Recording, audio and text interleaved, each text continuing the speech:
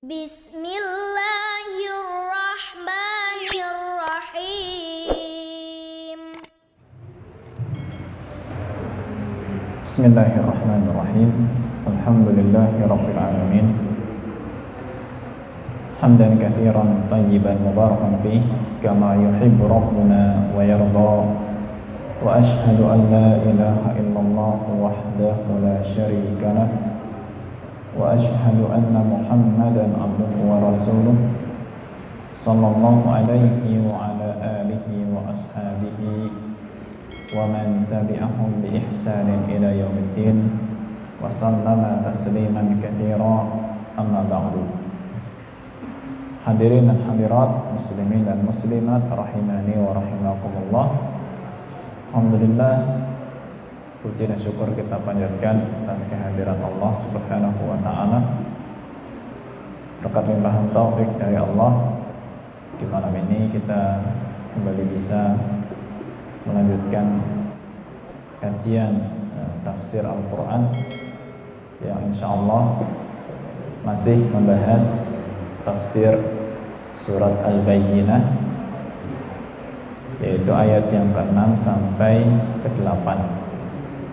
Jadi pada pertemuan yang lalu kita sudah bahas tafsir surat Al-Bayyinah ayat yang pertama ya, sampai yang ke-5 ya, dimana pada intinya di sini Allah Subhanahu wa taala mengingatkan kita kesempurnaan risalah ajaran yang diturunkan kepada Nabi Muhammad SAW dan harus diikuti oleh seluruh manusia ya, siapapun yang tidak mengikuti ajaran agama yang dibawa oleh Nabi SAW, maka nantinya di sini Allah sebutkan ancamannya adalah masuk ke dalam neraka dan kekal berada di dalamnya siapapun dia, meskipun dia adalah dari kalangan ahli kitab. Agama yang terdahulu memang punya kitab, disebut dengan istilah kitab samawi ya, samawi itu maknanya kitab dari langit ya, yaitu Taurat dan Injil, maupun agama yang tidak memiliki kitab samawi ya, yang dahulu itu adalah orang-orang musyrik, para penyembah berhala ya. Maka semuanya jika tidak mengikuti apa yang dituntunkan oleh Nabi SAW, tidak masuk ke dalam agama Islam, maka tempat mereka nantinya adalah masuk ke dalam neraka. Baik, kita lanjutkan tafsir ayat yang ke-6 sampai ke-8. Allah Subhanahu wa taala berfirman, Innal ladzina kafaru min ahlil kitabi wal musyrikina fi nari jahannam khalidina fiha ulaika hum syarrul bariyah. Sesungguhnya orang-orang yang kufur dari kalangan ahli kitab juga orang-orang musyrik fi nari jahannam, tempat mereka adalah di neraka jahannam, khalidina fiha, mereka kekal di dalamnya. Ulaika hum syarrul bariyah, mereka itu adalah seburuk-buruknya makhluk. Innal ladzina amanu wa amilus solihati ulaika hum khairul bariyah. Sesungguhnya orang-orang yang beriman dan beramal soleh, mereka adalah sebaik-baik makhluk. Jazaohum 'inda rabbihim jannatu 'adnin tajri min tahtihal anharu khalidina fiha abada. Balasan bagi mereka di sisi Allah, di sisi Tuhan mereka adalah surga Aden yang di bawahnya mengalir sungai-sungai, mereka kekal di dalamnya selama-lamanya. Radhiyallahu anhum wa radu'an. Allah ridha kepada mereka dan mereka juga ridha terhadap Allah Subhanahu wa taala. Dzalika liman khasyya rabbah. Dan semua itu adalah bagi orang yang takut kepada Rabb-nya, takut kepada Tuhannya. Jadi di sini di 3 ayat yang terakhir Allah menyebutkan balasan. Setelah sebelumnya di 5 ayat yang pertama itu menyebutkan kabar dan perintah, kabar tentang kesempurnaan agama Nabi Sallallahu Alaihi Wasallam mencakup seluruh manusia, dan perintah untuk mentauhidkan Allah, mukhlishina lahuddin, untuk mengikhlaskan agama, perintah untuk sholat, perintah untuk zakat, karena sholat itu ibadah badaniyah yang paling agung, dan zakat itu ibadah maliyah, ibadah harta yang paling agung. Maka semua diperintahkan, bahkan sudah diperintahkan sebelum datangnya Nabi Sallallahu Alaihi Wasallam pada umat-umat terdahulu. Nah, kemudian di sini Allah sebutkan balasannya, balasan. Jadi di sini yang kita ambil dari 3 ayat yang terakhir. Pertama, bahwa di antara akidahnya seorang muslim, di antara akidahnya seorang mukmin muslim, bahwa orang yang meninggal dalam keadaan tidak sampai masuk Islam, tidak sampai iman, siapapun dia, mau sebaik apapun orangnya, tetap tempatnya itu nanti adalah di neraka. Jadi syarat untuk amalan menjadi bernilai di sisi Allah Subhanahu wa taala, syarat mutlaknya itu adalah Islam terlebih dahulu. Allah sebutkan di sini, innal ladzina kafaru min ahlil kitabi wal musyrikin fi nari jahannam. Sesungguhnya orang-orang yang kufur dari ahli kitab, juga orang-orang musyrik, itu tempatnya di neraka jahannam. Dan tidak ada yang bisa menyelamatkan kalau meninggal dalam kondisi tidak sampai masuk Islam. Tidak ada yang bisa menyelamatkan mereka untuk keluar dari neraka. Jangankan orang biasa, paman Nabi kita, Abu Thalib saja sudah sangat sedemikian baik menolong Nabi alaihi salatu wassalam, sedemikian berkorban untuk melindungi Nabi dalam berdakwah, dibela mati-matian, punya hubungan keluarga yang dekat, karena itu memang paman dekatnya. Abu Thalib itu saudara kandungnya Abdullah. Abdullah merupakan ayah Nabi alaihi salatu wassalam. Sedemikian dekatnya secara nasab, sedemikian dekatnya juga dalam interaksi. Ternyata ketika Nabi ditanya oleh sebagian sahabat, ya Rasulullah, bukankah pamanmu itu sudah sedemikian banyak berjuang, berkorban, menolong dirimu untuk berdakwah, apa tidak ada sedikit pun dirimu itu bisa menolong, jadi kedudukanmu sebagai Nabi, apakah sama sekali tidak bisa menolong pamanmu? Ini Nabi ini padahal pamannya juga sudah menolong beliau.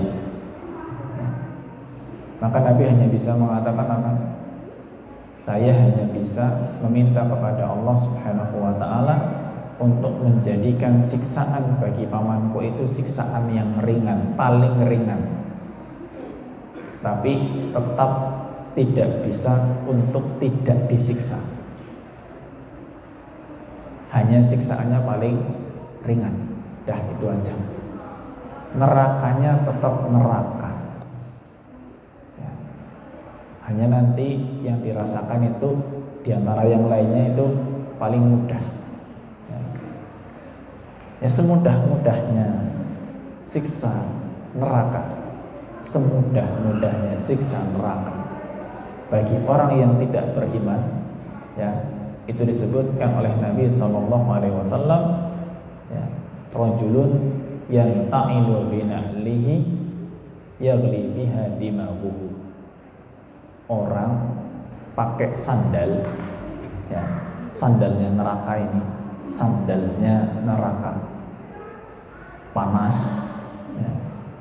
Dan dengan panasnya sandal itu otaknya mendidih.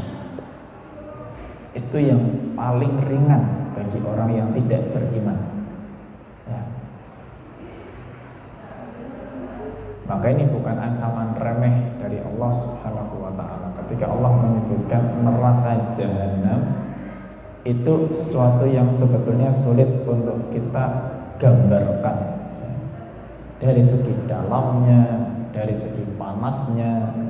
Bahkan jahanam itu nanti, ya, itu bisa bertanya kepada Allah Subhanahu wa ta'ala, ya. Yauma naqulu li jahannam halim talati wa taqulu hal min mazid. Pada hari itu nanti kami bertanya, Allah Subhanahu wa ta'ala mengatakan kepada neraka jahanam, apakah sudah penuh isinya? Ya. Justru neraka jahanam balik bertanya, hal mim mazid, masih ada tambahan? Bisa masuk lagi, masih ada tambahan, silakan. Itu disebutkan dalam surah Qaf, ya. Jadi ada suara-suara, ya, yang begitu mengerikan. Itu yang Allah sediakan bagi orang-orang yang meninggal tapi belum sempat beriman, ya, belum sempat beriman. Makanya kalau yang sebelum kematiannya bisa sempat mengucapkan kalimat la ilaha illallah saja, meskipun selama hidupnya itu bukan muslim, tapi ketika meninggal dunia diajak mengucapkan la ilaha illallah buat masuk Islam, selamat dia. Sebaliknya, orang yang selama hidupnya muslim, berpuluh-puluh tahun dia muslim, qadarullah mungkin di akhir hayatnya dia keluar dari Islam dan dia mati dalam kondisi yang demikian, ya, maka apa boleh buat, ya, tempatnya tetap masuk ke dalam neraka. Itulah kenapa disebutkan oleh Nabi SAW, inna ahadakum la ya'malu bi amali ahli jannah hatta ma yakunu bainahu wa bainaha illa dhira' fayasbiqu alaihi alkitab fayamalu bi amali ahli nari fayadkhuluha. Ada di antara kalian, di antara manusia itu yang selama hidupnya itu beramal dengan amalan ahli surga, beramal dengan amalan ahli surga, amalan soleh. Bahkan kalau diperhitungkan antara dia dengan surga itu cuma tinggal satu hasta saja, selangkah, dah dekat sekali masuk surganya, saking solehnya dia. Tapi apa? Yang namanya catatan takdir itu sudah terlebih dahulu ditulis, ya. Maka sebelum kematiannya dia beramal dengan amalan ahli neraka, akhirnya pun dia masuk neraka. Jadi amalan soleh yang selama ini dilakukan, ya, sudah tidak akan ada manfaatnya kalau ternyata kematiannya nanti bukan dalam kondisi beriman, ya. Mau ditebus pakai apapun sudah tidak bisa, ya. Harapan orang-orang yang tidak beriman nanti ketika sudah diazab oleh Allah Subhanahu wa ta'ala disebutkan dalam surat Al-Maidah ayat yang ke-36 sampai ke-37, innal ladzina kafaru law anna lahum ma fil ardi jami'an wa mithluhu ma'ahu liyaftadu bihi min adabi yaumil qiyamati ma tuqbila minhum. orang-orang yang tidak beriman itu, seandainya mereka punya tebusan, tebusannya berupa semua bumi dan seisinya, ya. Dan dia punya 2 kali lipatnya, wa mithlahu ma'ahu. Andai kata dia punya 2 bumi beserta dengan seisinya, untuk menebus dirinya supaya keluar dari neraka, ma tuqbila minhum, gak akan diterima oleh Allah Subhanahu wa taala. Walahu adzabun muqim, ya. Walahum adzabun muqim, mereka walahum adzabun alim, mereka tetap mendapatkan siksa yang pedih. Yuriduna ay yakhruju minan nari wa ma hum bikharijina minha, mereka sangat ingin keluar dari neraka, mereka tidak pernah bisa keluar, ya. Walahum adzabun muqim, mereka itu mendapatkan siksa yang abadi selamanya seperti itu, ya. Yang meninggal dalam kondisi tidak beriman, ya. Maka dari itu, ya, Nabi alaihi salatu wassalam pada akhirnya pun dilarang oleh Allah Subhanahu wa taala untuk mendoakan pamannya supaya diampuni, nggak bisa, ya. Karena Nabi alaihi salatu wassalam ketika itu sempat mengatakan, sa'astaghfiru laka ma lam unha anhu, ya. Saya akan memintakan ampunan kepada untukmu wahai pamanku, saya mintakan ampunan kepada Allah untukmu selama saya tidak dilarang. Ternyata turun larangan dari Allah Subhanahu wa ta'ala, mendoakan ampunan untuk orang yang meninggal bukan dalam kondisi muslim, tidak diperkenankan oleh Allah Subhanahu wa ta'ala. Itu seperti itu. Itu akidahnya seorang muslim, ya. Kadang-kadang juga ada yang pertanyaannya, masa iya sudah berbuat baik selama puluhan tahun, selama hidupnya, cuma gara-gara dia bukan muslim kok nggak masuk surga? Seolah-olah kayak nggak adil. Allah seperti tidak adil. Mungkin kita semua kenal ya dengan sosok Dr. Zakir Naik. Beliau ketika ditanya ini, jawabannya begini. Sekarang kalau misalnya ada seorang belajar, orang yang belajar, ya, orang belajar, ikut belajar di sebuah universitas, belajar hadir, misalnya ujian, ikut ujian, nilainya bagus, cum laude, ya, tapi ketika dia sudah masa kelulusannya dinyatakan tidak lulus, atau mungkin tidak mendapatkan ijazah, atau tidak mendapatkan gelar S1. Kenapa? Cuma satu masalahnya, dia nggak pernah daftar.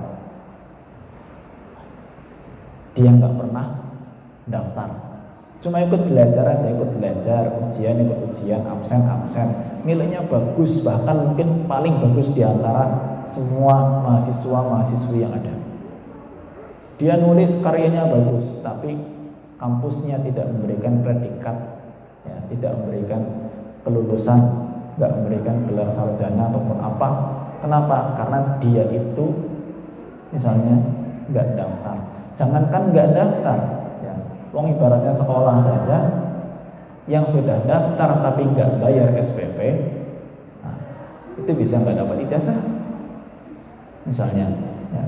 Dan itu nggak ada orang protes. Orang akan mengakui, ya pantas nggak dapat ijazah, ya pantas nggak dapat gelar. Kenapa kok nggak daftar? Itu nggak ada orang protes sama kampusnya. Itu sudah menjadi sebuah kesepakatan semua orang sama. Dengan agama ini seperti itu. Mau seperti apapun amalan yang sudah dikerjakan, ketika tidak ada pendaftaran di awal, daftarnya bagaimana dengan cara masuk Islam, ya jangan protes ketika ternyata amalannya tidak diterima oleh Allah Subhanahu wa ta'ala, ya. Ketika orang nggak protes kepada kampus, ya kita nggak usah protes sama Allah. Aturan yang membuat itu Allah. Sebagaimana kampus itu punya hak untuk membuat aturannya, Allah lebih berhak untuk membuat aturannya sendiri. Ya, Allah itu Maha Kuasa untuk seluruh alam semesta ini. Aturan semua terserah Allah. Dan aturan yang Allah buat pasti mengandung hikmah di dalamnya. Kemudian yang kedua, di sini ada keunikan. Kalau kita perhatikan, ya, ketika Allah menyebutkan ancaman bagi orang-orang yang tidak beriman, Allah itu hanya menyebutkan fi nari jahannam khalidina fiha. Sudah sampai situ. Tapi ketika menyebutkan janji untuk orang yang beriman, ya, itu disebutkan khalidina fiha abada. Ada tambahannya. Tapi ketika menyebutkan untuk orang yang tidak beriman, ancamannya nggak ada kata abada. Fi nari jahannam khalidina fiha. Jangan kebablasan kalau baca. Ya. Kalau ketika menyebutkan surga, ya, jannatu adnin tajri min tahtihal anhar khalidina fiha abada. Kenapa yang nggak beriman nggak ditambahin abada? Toh pada intinya sama-sama selama-lamanya di situ, nggak keluar dari neraka juga. Jadi kalau ada seperti ini pasti ada rahasianya. Kenapa ketika yang satu ditambah yang satu enggak?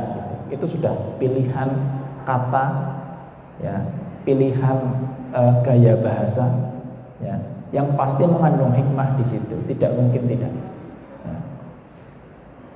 Jadi sebagian ulama menjelaskan begini, ada sebuah isyarat yang juga jadi pelajaran kita kesempatan malam hari ini. Ada sebuah isyarat ketika Allah menambahkan kata abada dalam penyebutan surga. Abada itu maknanya selama-lamanya gitu, ya. Kekal selama-lamanya. Dan Allah tidak menyebutkan kata selama-lamanya ketika menyebutkan neraka, ya.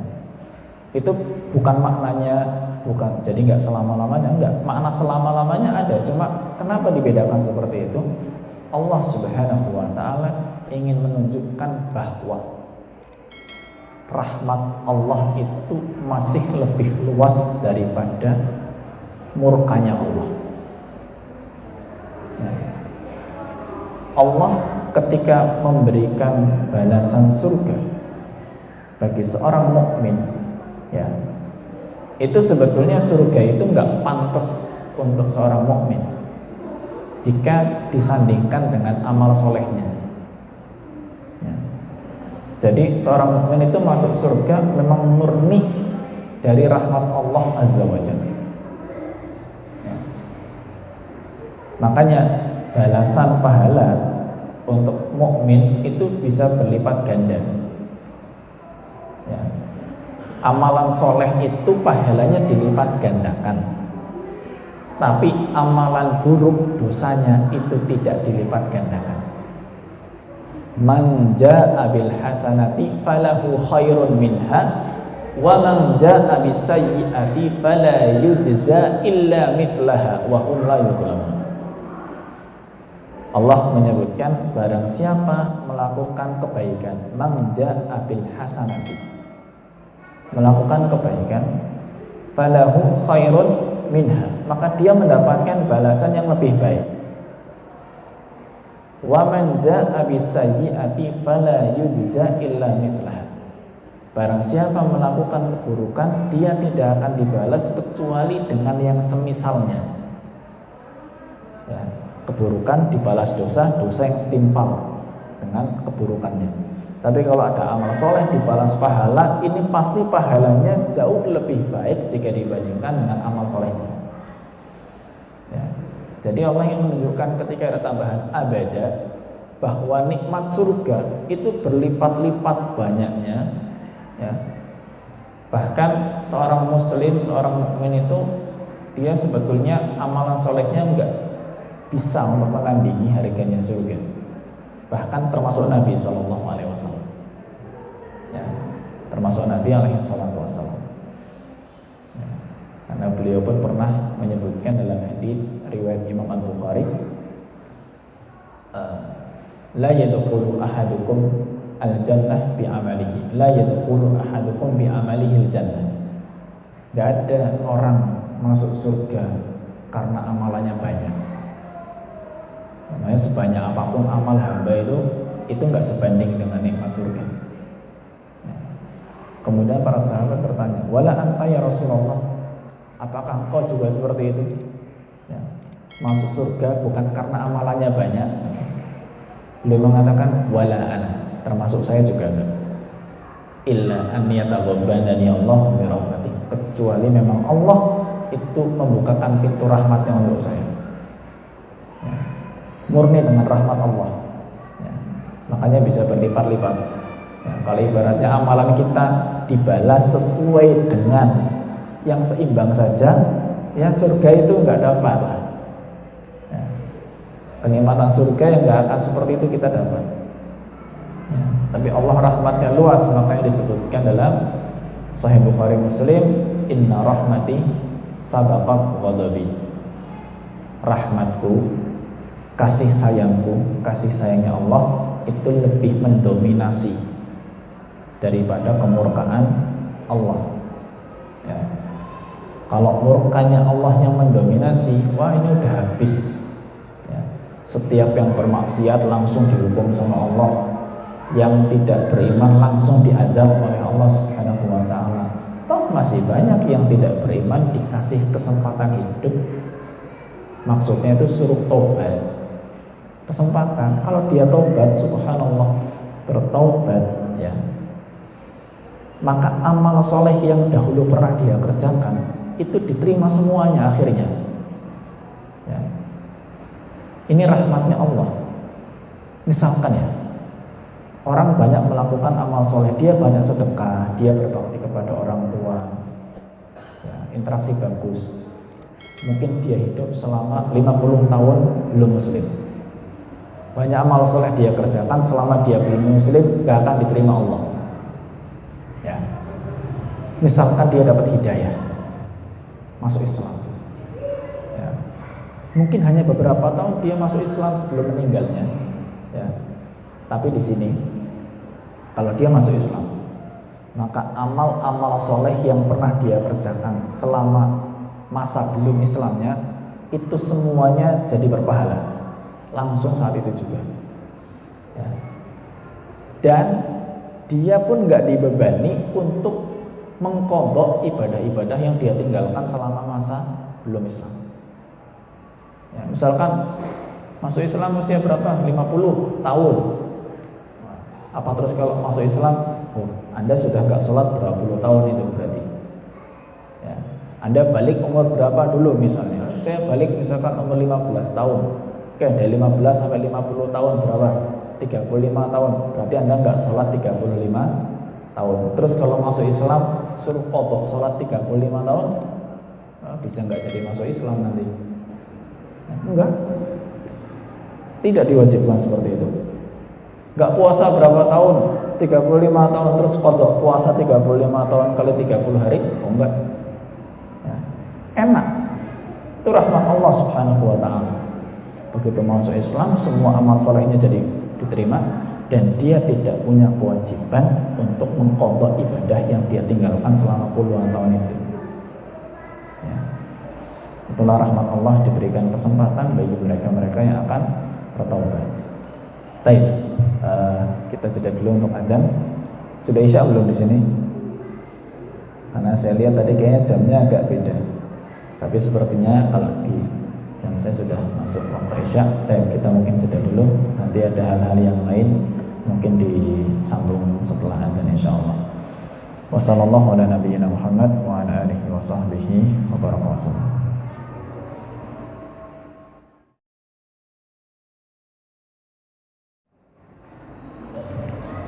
Bismillah walhamdulillah wassalatu wassalamu ala rasulillah wa ala alihi wa ashabihi wa man wala wa ba'd. Baik, kalau ada yang mau disampaikan dahulu dipersilakan.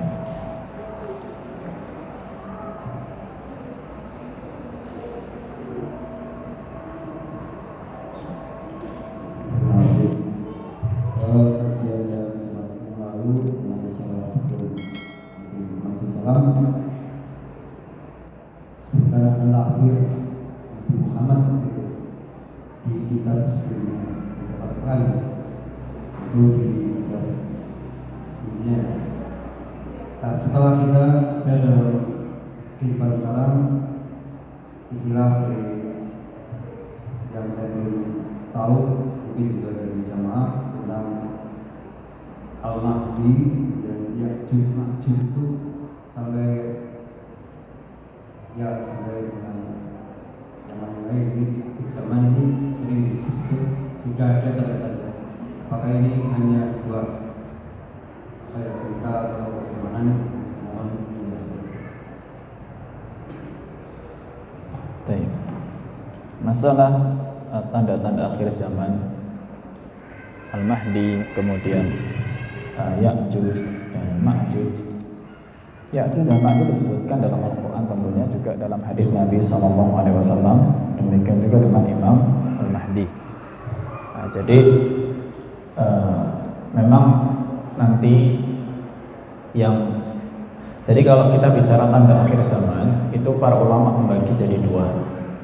Ada tanda-tanda yang sugro, ada tanda-tanda yang kubro, ya.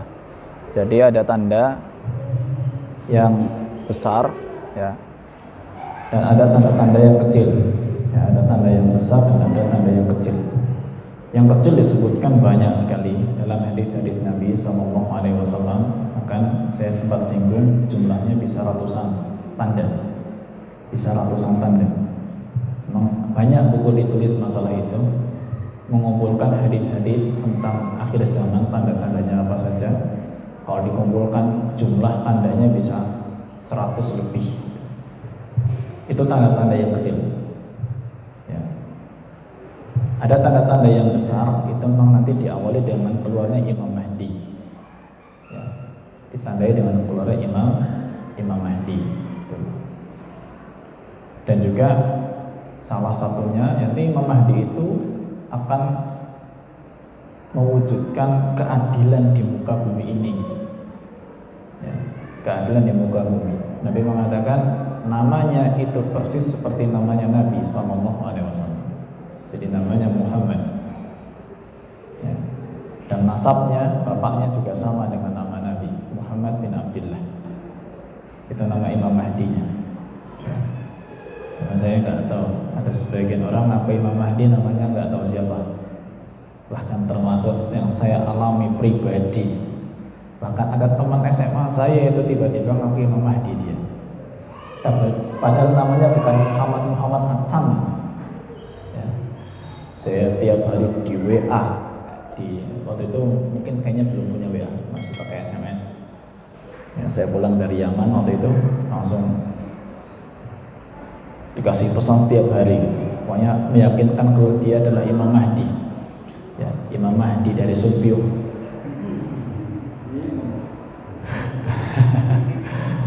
Bahkan bapak ibunya suruh baiat katanya, Masya Allah. Padahal orangnya pernah saya ruqyah sebelumnya gitu. Habis saya ruqyah dia ngaku Imam Mahdi. Itu tentang Imam Mahdi. Ya, tentu akan panjang cerita tentang Imam Mahdi ini. Kemudian Ya'juj dan Ma'juj memang disebutkan juga oleh Nabi. Kalau Ya'juj dan Ma'juj sekarang sudah ada, cuma belum keluar, ya, belum keluar. Disebutkan oleh Nabi SAW, Ya'juj dan Ma'juj ini sedang dalam upaya untuk melubangi dinding yang saat ini menghalangi mereka, ya, menghalangi dinding, melubangi dinding yang saat ini menghalangi mereka. Setiap hari mereka lubangi dan setiap hari lubang itu kembali tertutup, ya, sampai mereka ada yang mengatakan, ya, kita coba besok insya Allah, sampai ada yang mengatakan insya Allah. Maka ketika dinding itu dilubangi tidak tertutup kembali sampai akhirnya terbuka dan mereka keluar, ya, keluar, dan mereka akan menjadi makhluk yang sangat kejam di muka bumi ini, membunuh siapapun yang mereka lewati. Bahkan ada sebuah danau yang disebut dengan nama Danau Tiberias, atau dalam bahasa Arab disebut Buhairah Tabariyah.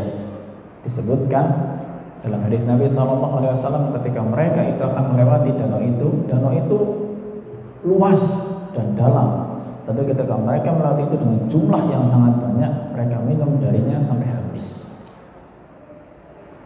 Mereka terbunuhnya nanti ketika mereka sudah berhasil membunuh penduduk bumi, mereka ingin membunuh penduduk langit.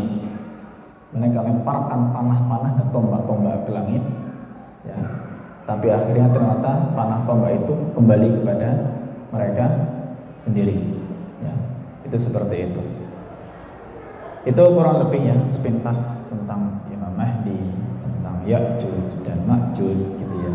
Ada juga tentang Dajjal tentunya yang nanti dibunuh oleh Nabi Isa alaihi salam, ya, seperti itu di Palestina kan. Jadi Nabi Isa turun di Suriah, di Damaskus, dan nanti akan mengejar Dajjal sampai ke Palestina, dan Dajjal tidak bisa masuk ke Mekah dan Madinah karena nanti Mekah dan Madinah di setiap sudut, di setiap jalan, ya, pintu masuk ke jalan-jalannya itu akan dijaga oleh malaikat, ya.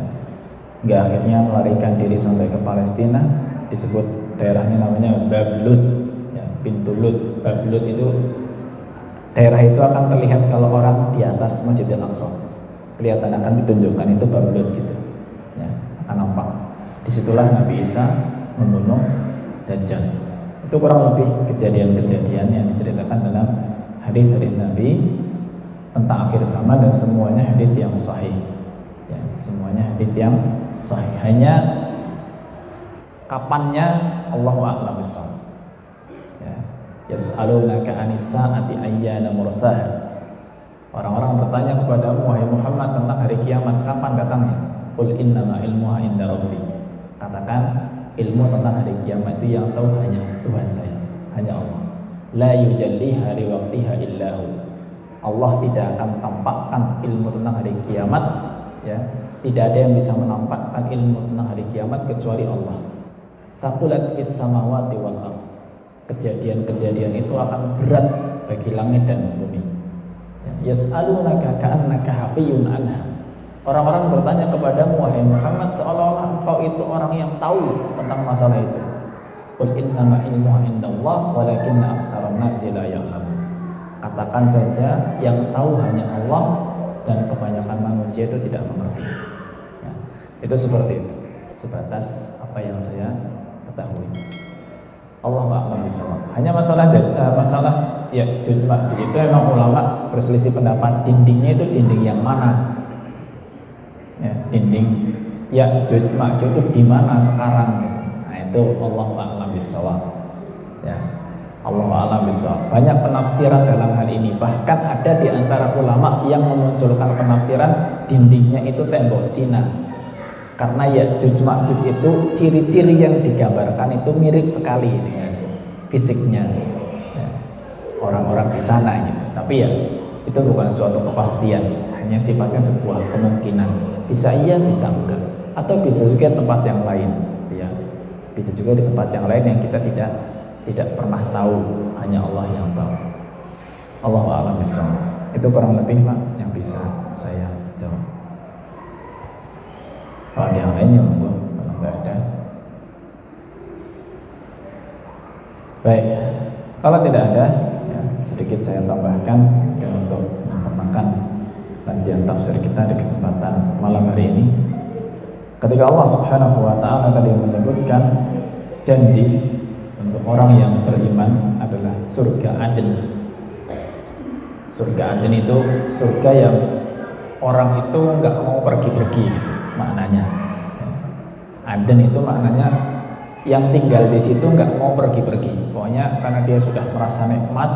Bahkan orang masuk surga itu dia tidak pernah merasa bahwa orang lain itu lebih baik daripada saya gitu.